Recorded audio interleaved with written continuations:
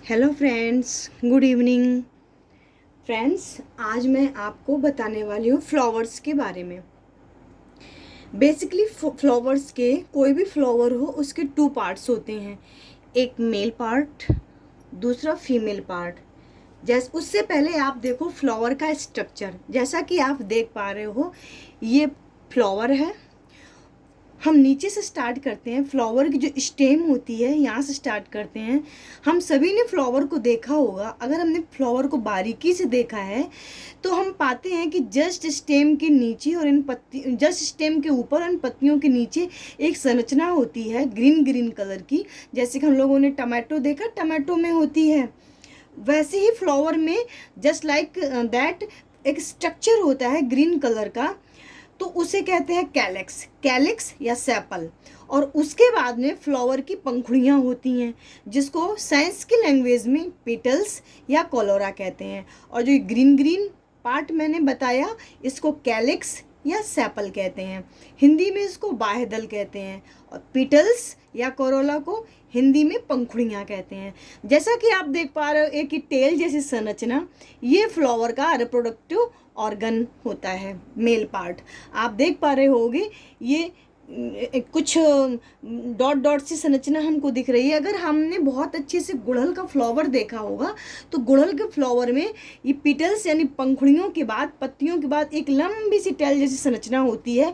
और जो ये हमने आपको डॉट डॉट डॉट दिखाया है, ये उस फ्लावर में, अगर आप लोगों ने बारीकी से उस फ्लावर को देखा होगा कि येलो येलो कलर का रबा जैसा कुछ दिखता है, वो यही होता है, जो कि एंथर कहलाता है और मेल पार्ट होता है। तो बेसिकली हम यहाँ देखें, फ्लावर जो होता है, फ्लावर के चार पार्ट होते हैं। कैलिक्स, जिसको हम सेपल कहते हैं, कोरोला, जिसको हम पेटल्स कहते हैं, एंड्रोसियम, और दूसरा गाइनोसियम। एंड्रोसियम जो होता है मेल पार्ट होता है। एंड्रोसियम के भी दो पार्ट होते हैं, एक एंथर, दूसरा फिलामेंट। और गाइनोसियम के तीन पार्ट होते हैं, स्टिग्मा, स्टाइल एंड ओवरी। तो ये तो ओवरऑल फ्लावर का वर्गीकरण हुआ, क्लासिफिकेशन हुआ। कुल मिला के फ्लावर को चार पार्ट में डिवाइड किया जाता है। कैलिक्स, सेपल, जिसको हम यहाँ देख पा रहे हैं, ये ग्रीन ग्रीन सी आकृति होती है पंखुड़ियों के जस्ट नीचे, जिसको हम कैलिक्स या सेपल बोलते हैं। दूसरा कोरोला, जिसको हम पेटल्स बोलते हैं, ये पत्तियों को हम पेटल्स या कोरोला बोलते हैं, हिंदी में पंखुड़ियाँ बोलते हैं। तीसरा होता है एंड्रोसियम, जो कि इसका मेल पार्ट होता है और ये इस तंतु से, इस एंथर पार्ट से अटैच होता है। इस एंड्रोसियम के दो पार्ट होते हैं, एक एंथर, एक फिलामेंट। दूसरा गाइनोसियम, जिसको जायांग कहते हैं हिंदी में, इसके तीन भाग होते हैं, स्टिग्मा, स्टाइल और ओवरी।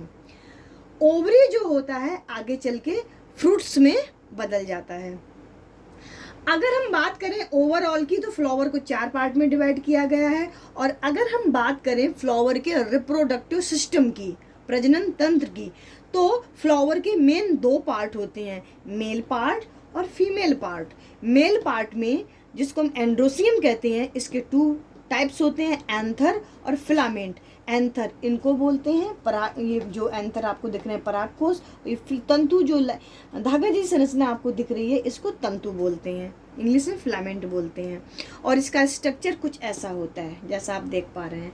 और फीमेल पार्ट जो है, जिसको हम गाइनोसियम बोलते हैं, हिंदी में जायांग बोलते हैं, इसके तीन भाग होते हैं, स्टिग्मा, स्टाइल, ओवरी। ओवरी आगे चल के फ्रूट्स में बदल जाता है।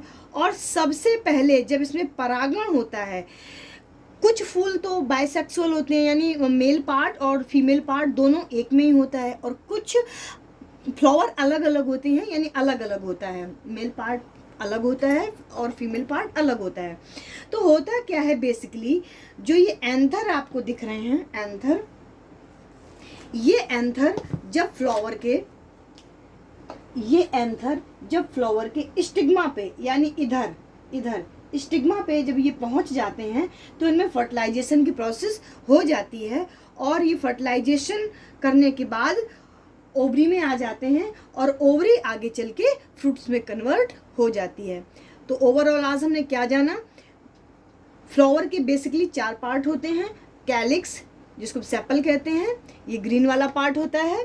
कोरोला, पिटल्स, जिसको हम पंखुड़ियाँ या पत्तियाँ कहते हैं, एंड्रोसियम जो कि मेल पार्ट होता है, एंथर फिलामेंट, और गाइनोसियम के 3 भाग होते हैं, स्टिग्मा, स्टाइल और ओवरी। ओवरी आगे चल के फ्रूट्स में बदलता है।